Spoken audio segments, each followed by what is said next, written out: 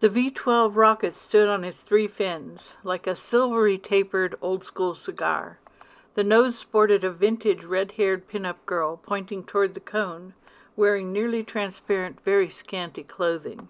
The image was embedded, and on ignition her clothing would dissipate first, before the entire image would fade into the smart skin of the craft.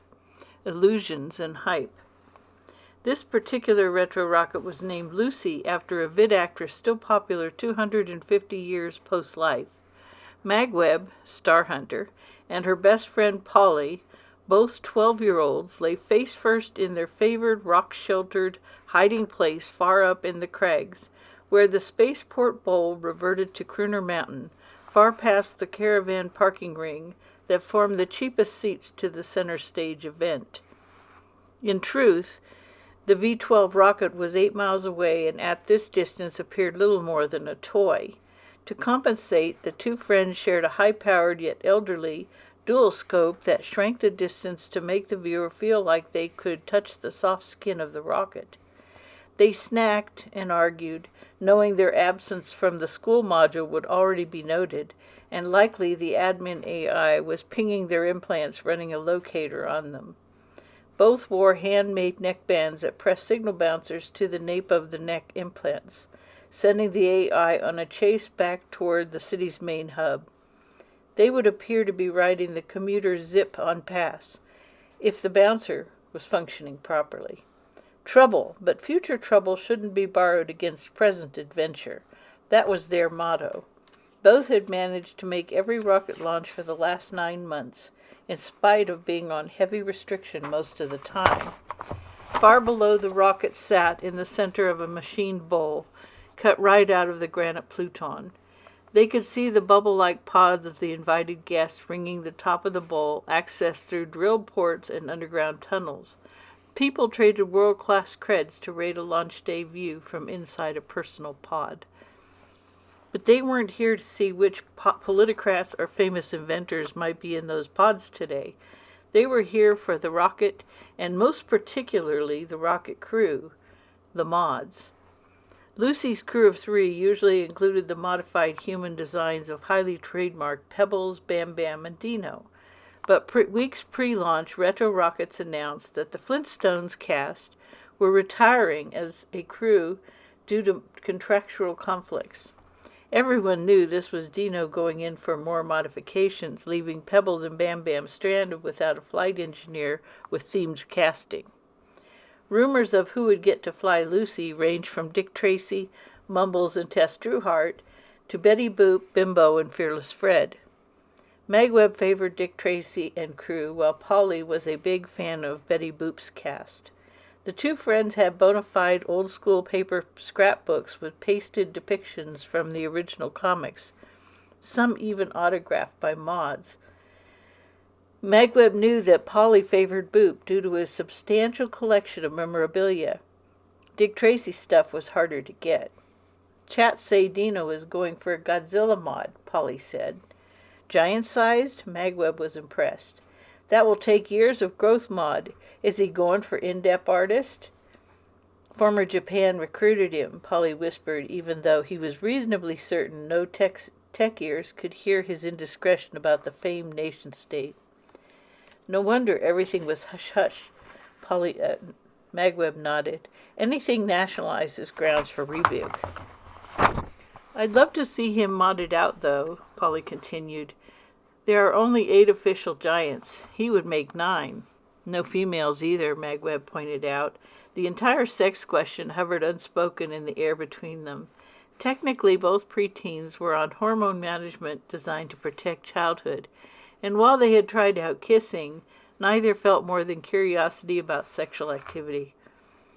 And 3 of the giants are furries. Dino will make 4, Polly continued after the slight awkward moment.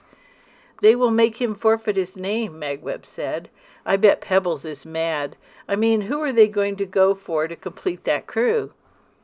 I've got to sign Dino, Polly said. He collected more autographs than Magweb. She preferred the hollows where her avatar could be programmed into direct interaction with her favorites.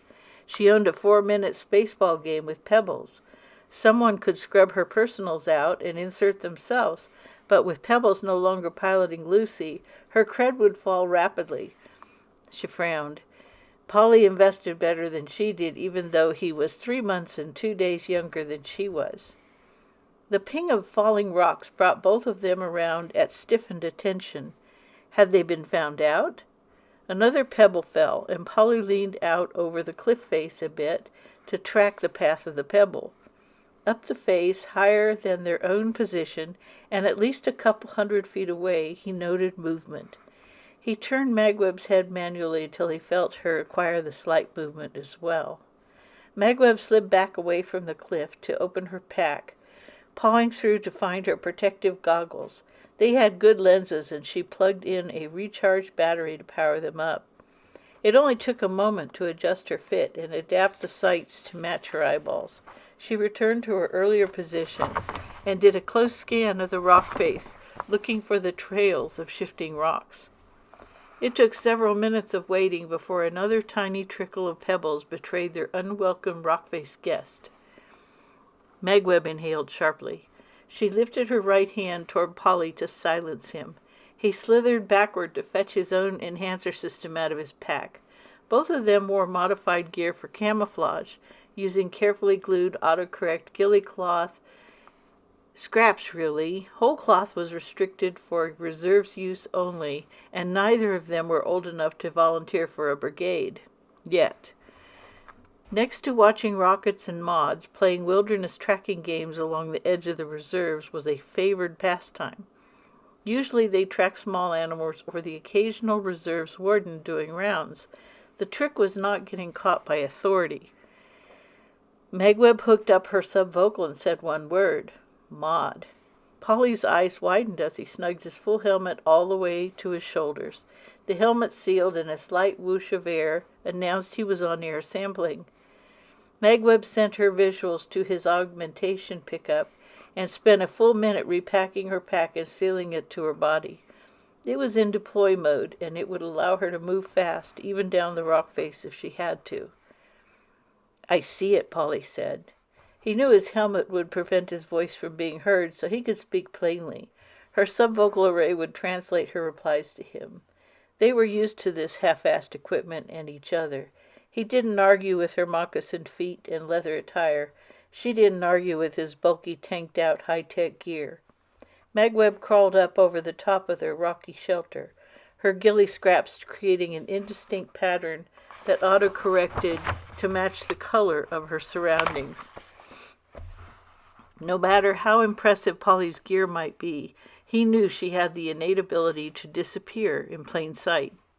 He waited for her to tell him what they were hunting. He tried to sort out the possibility that the reserves had a mod. He would have heard. Such a thing couldn't be hidden for long by any organization. Why would a mod want to be in the reserves? The illogic disturbed him. Mods favored entertainment careers. Polly watched through her lens feed, noting the extreme slow motion of her head and the flickering of her eyes, examining every rock, bush, and crevice shadow for movement or flaws. He grew tense and found he was holding his breath. On his own, he would have moved more directly, trusting his gear to hide him. Then he saw it. Movement and more discharged pebbles, followed by what might be a scaled arm protruding from cloaking. Not their amateur ghillie scraps glued over their carefully painted clothing. This was pro stuff. Magweb's lenses registered heat from the arm that simply ended where the arm ceased being visible. Cold space. Was that possible? Her lenses should register ambient environmental stuff, not cold space. He abandoned that puzzle in favor of the visible arm. It was short and squat, grayish-tan in color. Polly instantly thought of a lizard-like arm with clawed tips, only this hand had dual opposing thumbs, one nubby and rounded, and the other with what looked like a hooked fingernail. His excellent memory of the small worldwide community of mods didn't include what he seemed to be seeing. Magweb's focus tightened, zeroing in on that fingernail. Polly's eyes widened. So faint as to be almost invisible was a tiny tracery of lines like a network of lightning, impossibly small. Energy field? Weapon? Magweb subvocalized what Polly hadn't wanted to imagine. Weapons were illegal in nearly every application, and being caught with a device that could inflict harm on other living beings could result in years of brain bonding, and no one would risk such a thing. Seeing a possible weapon made their position as witnesses instantly dangerous. Polly shifted and caught a bit of exposed rock, causing him to jerk in reaction, a movement that shoved a few pebbles over the edge. He swore and then saw Magweb's wagging finger gesture. He listened as the small bits of rock and sand pinged and bounced off the surfaces below their position. She would mock his failure to be really sneaky for months to come. He would deserve that mockery. He controlled his breathing and noticed that she hadn't moved. In all of that, only the finger behind her back had wagged at him. Nothing more. He focused on her visual feed again. The arm was gone. He was certain Magweb had to be looking at the wrong spot, or maybe they had seen Maud when they were looking for Maud's. He opened his mouth, intending to tell her so, when the rigidity of her body stilled the impulse. There was nothing there, just overworked imagination. He strained, wishing he could adjust her focus to where he wanted to see, but that's not how their gear worked. After agonizing minutes, Polly reached his limit, only to be stilled again by the slight twitch of her wag finger. He froze. More agonizing minutes. His mind raced from what might be over there to the certainty they were missing the pageantry of the launch spectacle. Then he noticed Magweb's eyes were looking at a defect in the image her lenses were transmitting. He focused. A defect? He serviced her gear, same as his own, and it shouldn't have any defect. He knew his batteries were much larger than hers. A new worry. How long had she been using her lenses? Before yelling at her for making him lay uncomfortably still, he could run comp footage as she hadn't moved her head in what felt like an hour. It was easy enough, and it relieved his growing boredom. Within seconds he could see a before and after. Something had moved and registered on her lenses as an offset defect. He swallowed hard. Distance tracking a reserves warden, or trailing one of the many small animals in the reserves, was far distant from spying on someone trying to hide. Trying to hide meant you had a reason to hide. Couple hiding with what had to be military-grade cloaking and a fingernail emitting detectable energy flow patterns all added up to danger, and the only weapon Magweb allowed him to carry was a 3-inch knife, now folded closed and tucked away out of easy reach inside his pack. What was a potentially armed Maud doing hiding out above a spaceport? The Maud moved faster than either of them expected, a blur across the landscape. Less shape than suggested shape. Magweb flowed upward, grabbing the much heavier Polly by the crisscross straps of his gear to drag him upward with her. She yelled out, "Jump!" Polly shook his head, but she was facing him, and shoving a momentum took him a staggered step backward, and even as he yelled at her to stop, over her shoulder he saw the blur reaching out toward her. And it. A thing. Terror and fear for Magweb made him grab her and dive off the cliff, the squirrel wings of his flight suit opening to fight against her untested bulk wrapped around him at torso and waist. He fought to control their fall as they plummeted toward the rocket, now puffing perfect smoke out around its fins. He felt her wriggle her fingers up under his helmet, breaking the seal enough to pull away his bouncer. "Why?" he yelled. "Weapon over spaceport," she sub-vocalized clearly. "We don't know that," he argued back. "Alien," she announced. The word spiraled down in his brain. Not Maud. Alien. Spaceport and alien. News media reports of anomalies in nearby space. Funding for additional probe craft. All background noise he'd not paid much attention to beyond how these issues had affected Retro Rocket's launch schedule. He folded his wings into the best position he could manage. Should he tell her they were going to crash hard and she was going to hit first? There wasn't anything soft on a mountain. He didn't see the auto-deployed netting the spaceport used to catch incoming aircraft with problems. It ballooned out like a bubble, recognizing them as a danger to the facility. Incoming. Far up the mountainside, an alien picked up Magweb's signal bouncer and stared after the flying duo. It turned and raced up the mountain. Failure. How had it failed so simple a task? Polly and Magweb rolled and bounced in the netting before clinging to keep themselves from falling through the netting's 2 large holes. They hung there as floaters arrived to pluck them to safety. Launch scrambled. Emergency netting deployed. Truants. Security grabbed them with unfriendly hands, and they were hustled apart into rooms to explain themselves, with an investigative AI plugged into their implants to record even the slightest lie. Polly blabbed and blabbed, feeling like his mouth was an open faucet.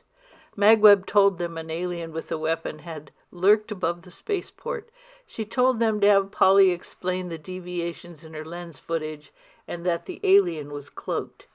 Because they couldn't lie, security notified intelligence, who climbed the internal chains of information collection until Polly, now quiet, and Magweb, both now dressed in plain, unfamiliar coveralls and wearing paper slippers, sat facing 3 much older adults wearing the deep official blue of Space Force uniforms.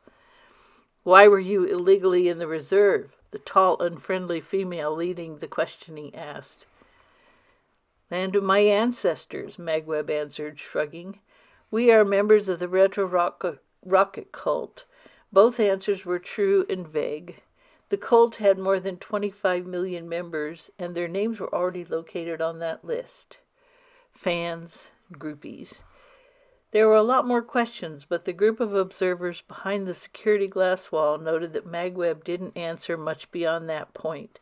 She left it to Polly, who waxed on for over an hour about various mod details and how the alien arm wasn't in the register of modified humans. He was sure.